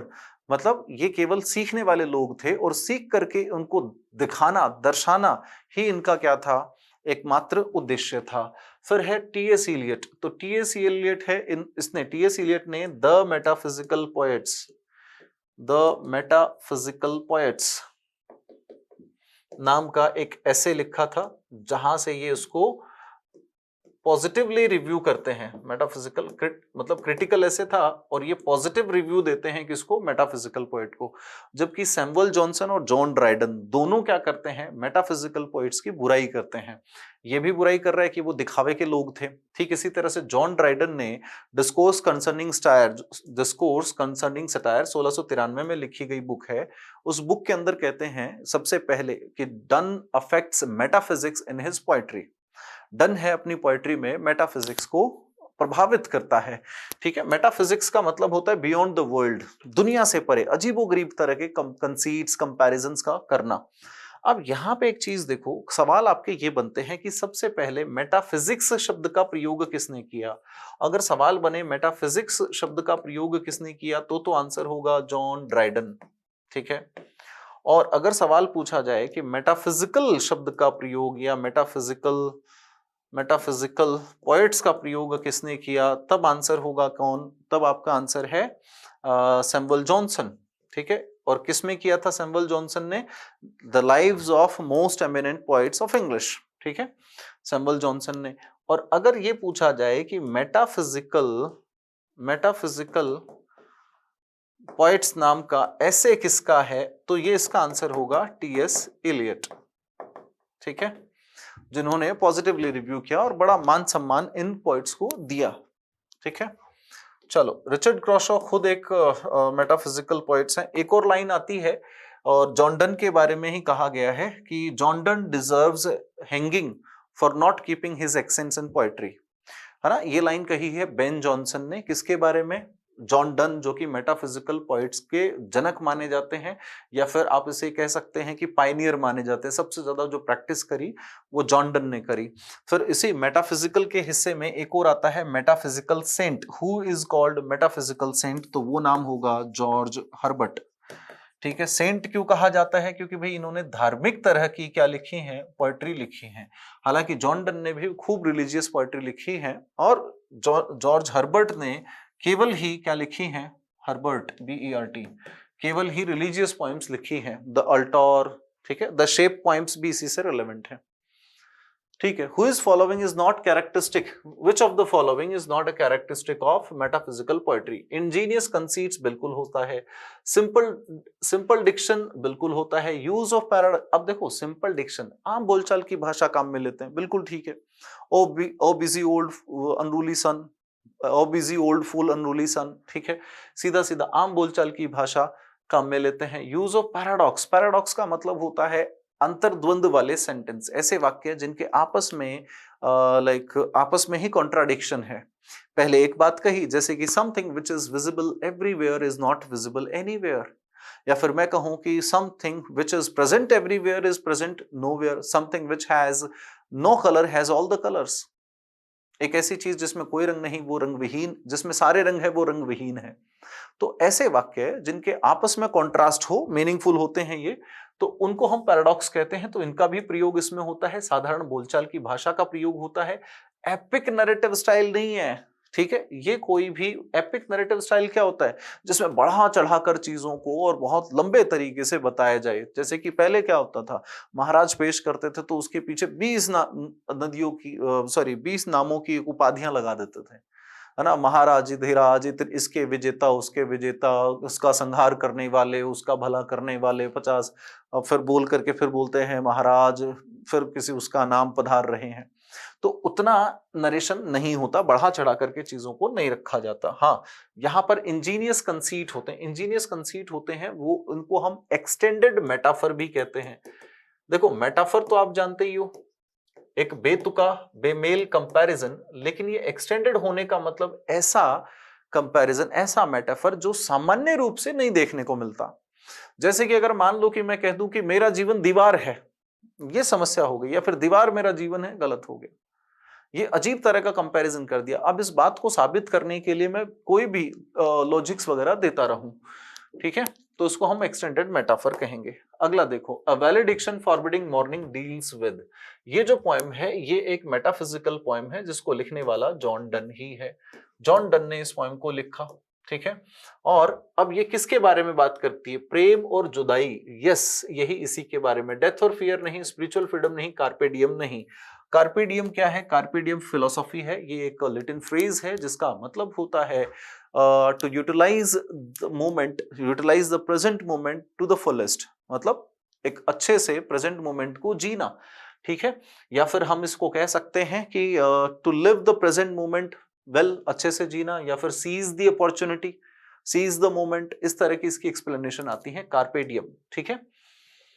Okay, इसके लिए बहुत important poem है जो first grade के syllabus में भी है, to his coy mistress by Andrew Marvell. वो उसका परफेक्ट एग्जांपल मानी जाती है कि आओ इस पल जब हम दोनों जवान हैं, हम दोनों वो सब करने में सक्षम हैं, तो क्यों इस टाइम को वेस्ट किया जाए। मेरे पास अगर थोड़ा वक्त होता तो मैं खुशी खुशी खुशी तुम्हारे पूरे बदन की तारीफ करता, सदियों बिताता लाइक तुम्हारे माथे की तारीफ करने में, कुछ इस तरह से। लेकिन वो हमारे पास टाइम नहीं है, हम बुजुर्ग हो जाएंगे, बूढ़े हो जाएंगे, मर जाएंगे, कब्र में चले जाएंगे।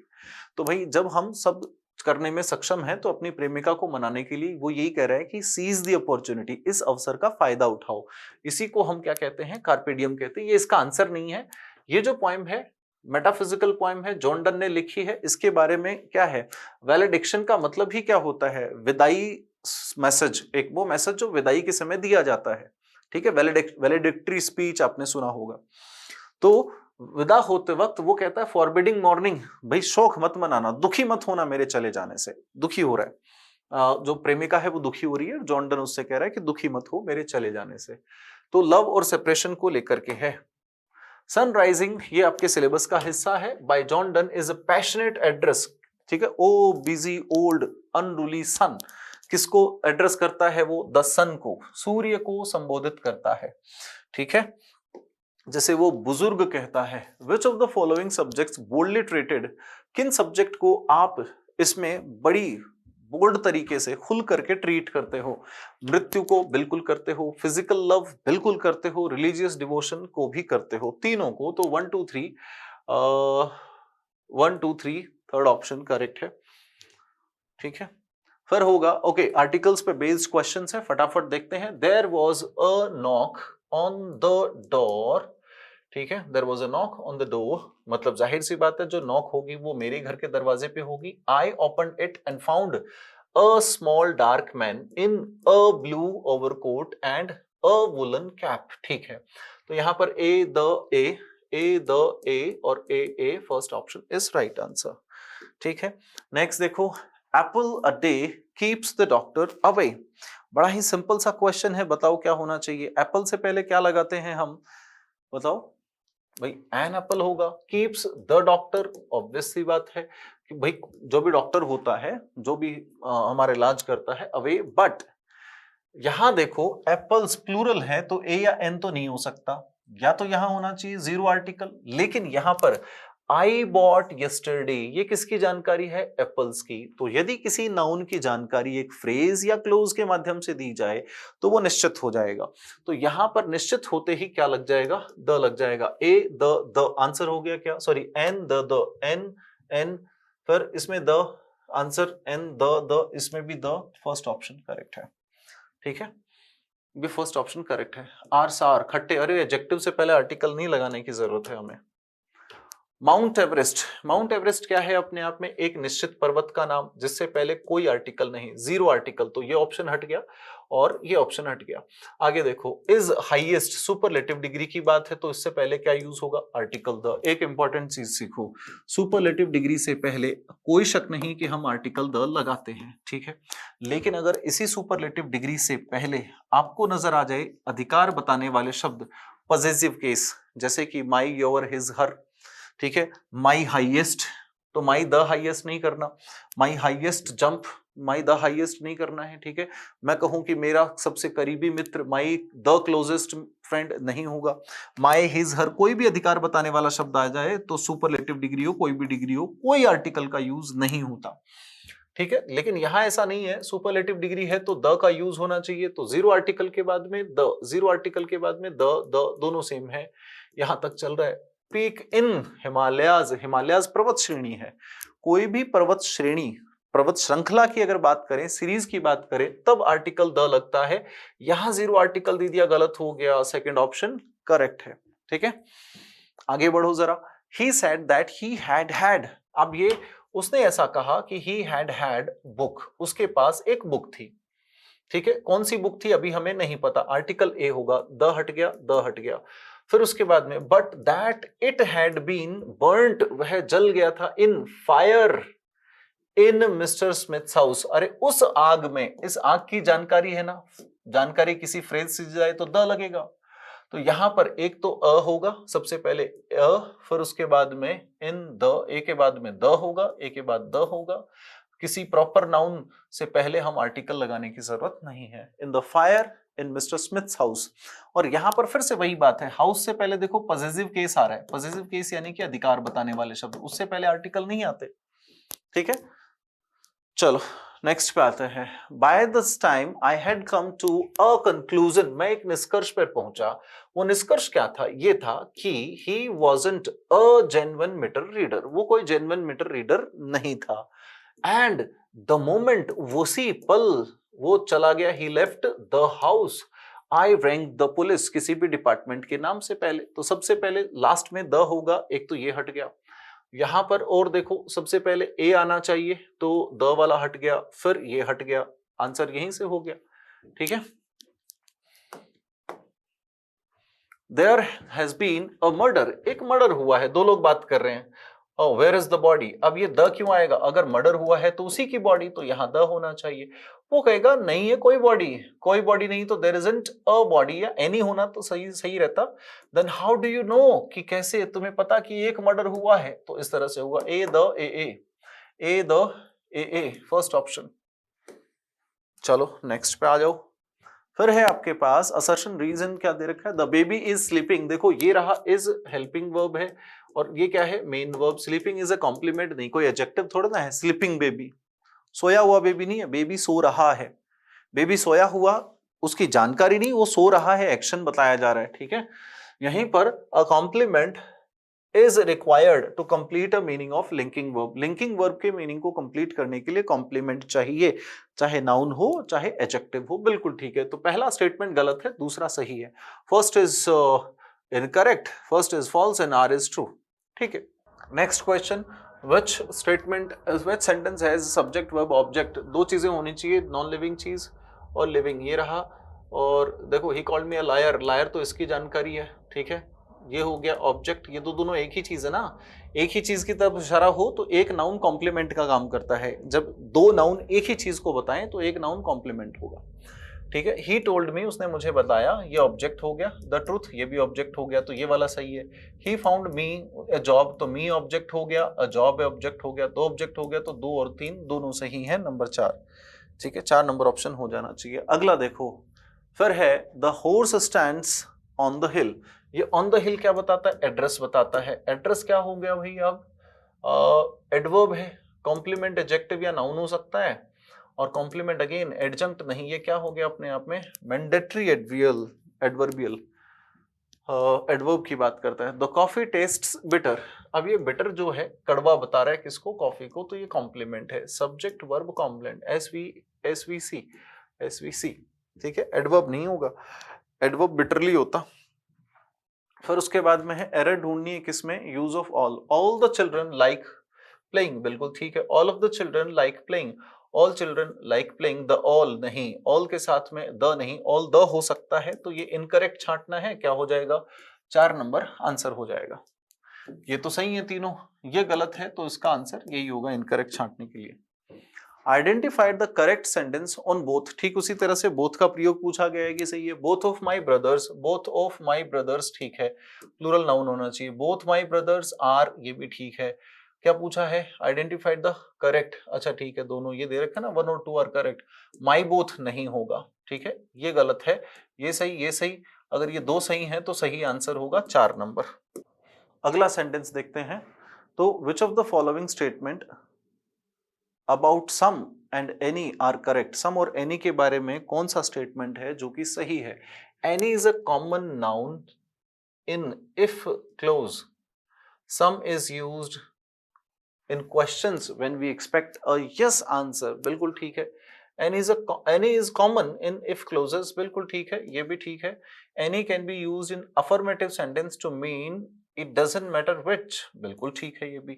some is never used with plural nouns, अरे भाई प्लूरल नाउन के साथ भी यूज होता है, अगर काउंटेबल है तो, अनकाउंटेबल है तो सिंगुलर भी हो सकता है, ये गलत हो गया, तो ए बी सी करेक्ट है, ए बी सी, सिर्फ थर्ड ऑप्शन सही होगा।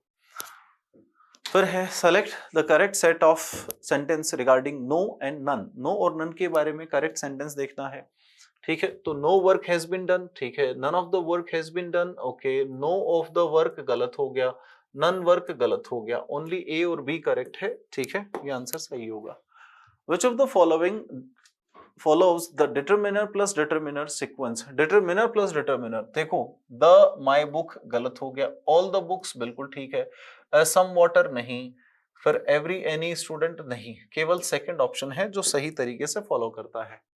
फिर है on his 23rd बर्थडे की बात हो रही है, semblance, semblance का मतलब नजर आना, प्रतीत होना, कैसा दिखाई देता है, तो उसका मतलब क्या है, spiritual truth, outward appearance of maturity, yes, बाहर दिखाई देने से वो कैसा दिख रहा है।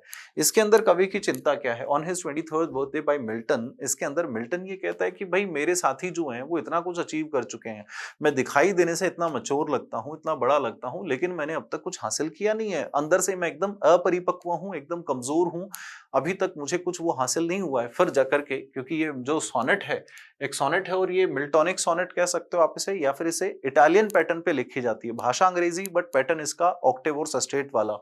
तो इसके अंदर जो ऑक्टेव शुरू की जो 8 लाइंस हैं वहां पर क्या होता है, 8 लाइंस के अंदर ये अपनी चिंता बताता है, फिर बाकी की 6 लाइंस में अपने ईश्वर पर पूरी तरह से भरोसा करते हुए कि भाई मेरा जो गॉड है वो मुझे रास्ता दिखाएंगे, जैसा वो करेंगे मेरे लिए उन्होंने अच्छा ही सोच रखा होगा, इस तरह की ये पोएम है, ठीक है, आप सबने पढ़ी है, सेकंड आंसर इसका, सेकंड ऑप्शन करेक्ट हो जाएगा। अगले पे आ जाओ, ऑन हिज 23rd बर्थडे, उसके 23वें जन्म पर, on the basis of the poem, आपको कुछ आंसर बताए। Speaker is deeply concerned with his inward ripeness, अपने भीतर जो परिपक्वता है उसको लेकर के बहुत ज्यादा कंसर्न्ड है, चिंतित है, ठीक है। He feels his physical semblance make him look older than his actual achievement warrant, भाई उसके एक्चुअल में अचीवमेंट कितने होते हैं उससे ज्यादा वो दिखता है, ये बात दोनों ठीक है, यही तो चिंता है उसकी। तो ए भी सही है, ये भी सही है, बोथ ए आर करेक्ट और आर करेक्ट एक्सप्लेनेशन है, बिल्कुल ठीक है। According to the text the pilgrim of the night, pilgrim of the night किसकी पोएम है? अरविंदो घोष की, द पिलग्रिम ऑफ नाइट। ठीक है, इसका मतलब क्या है? एक यात्री है जो अपने सीने के अंदर और एक भरोसा लेकर के ईश्वर की जो लाइक या फिर जो एक तरह की आस्था है, ट्रस्ट है, विश्वास लेकर के है, वो अंधेरी गुफा में जाएगा, यानी उन लोगों से मिलेगा, उन आत्माओं से मिलेगा जो बहुत डार्क हैं, जो बहुत गहरी हैं, जो बहुत ही पापी किस्म की है, या फिर जो इसमें नहीं मानती, जो स्पिरिचुअलिटी में नहीं मानती। तो स्पिरिचुअलिटी में उनको भरोसा, उस वो अपने भरोसे इस पे भरोसा करता है कि जो गॉड की जो डेथलेस लाइट, वह लाइट जिसकी कभी समाप्ति नहीं होगी, उसको अपने सीने में दफन करके लेके जा रहा है। Third option is the right answer.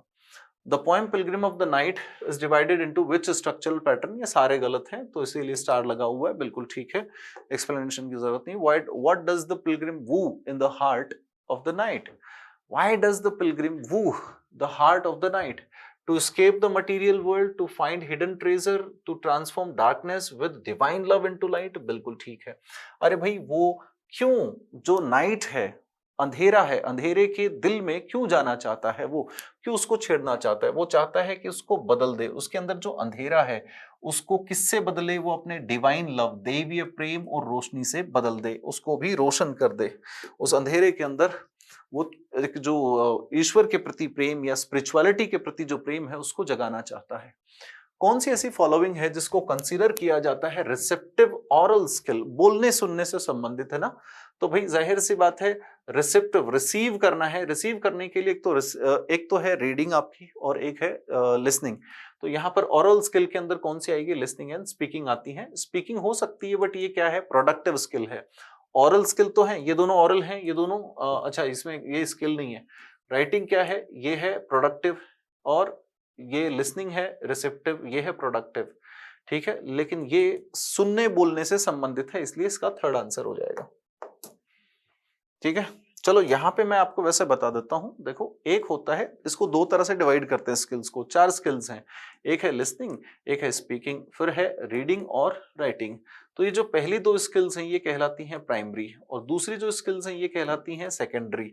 तो प्राइमरी और सेकेंडरी ये प्राथमिक हैं, ये सेकेंडरी हैं। इनमें ये दोनों हैं बोलने से संबंधित, जो बोलेगा वैसा, मतलब जो जैसा सुनेगा वैसा बोल पाएगा। फिर पढ़ करके लिखना, ये दोनों एक दूसरे पे डिपेंड है। अब एक तो तरीका हो गया प्राइमरी और सेकेंडरी वाला। दूसरा हिस्सा है जहां पर हम करते हैं, एक है लिसनिंग और एक है रीडिंग। ये दोनों जो स्किल्स हैं ये होती हैं रिसीव करने की, कि कोई भी चीज इसको, कोई भी लर्नर होगा वो इनको सीखता है, ठीक है, इनको रिसीव करता है। रिसीव करने के बाद में वो इनसे प्रोड्यूस क्या करेगा? Productive skill. वो सुन करके तो बोलने का काम करता है और पढ़ करके लिखने का काम करता है। ये दोनों होती हैं प्रोडक्टिव स्किल। ठीक है, तो उसका आंसर लिसनिंग हो जाएगा।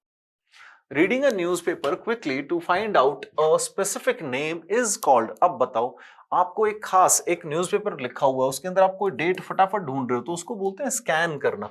इसको देखो भूलोगे नहीं, याद रखो। डॉक्टर, आप डॉक्टर जाते हो तो डॉक्टर बहुत बार कोई तकलीफ होती है तो डॉक्टर सीटी स्कैन करता है। सीटी स्कैन मतलब एक स्पेसिफिक रीजन, खास चीज को ढूंढता है कि प्रॉब्लम कहाँ है, एक खास हिस्से के ऊपर वो स्कैन करता है। तो निश्चित हिस्से को ढूंढना स्कैन, सारी चीजों का अवलोकन करना, सब चीजों के बारे में, उसको हम स्किमिंग कहते हैं। ठीक है, इंटेंसिव रीडिंग और ये अलग चीज है। The SQ3R technique is reading stands for, मतलब S और Q तीन बार और फिर R। तो सबसे पहले इसके अंदर क्या होगा? सबसे पहले आप चीजों को क्या करेंगे? सबसे पहले आप चीजों को सर्वे करेंगे, फिर उनको क्वेश्चंस देखेंगे, फिर रीड करेंगे, रिसाइट करेंगे, रिव्यू करेंगे। रीड, रिसाइट, रिव्यू, आप 3R जो है ये आपसे पूछा जा सकता है, रीड, रिसाइट, रिव्यू, इसको थोड़ा सा ध्यान रखिएगा।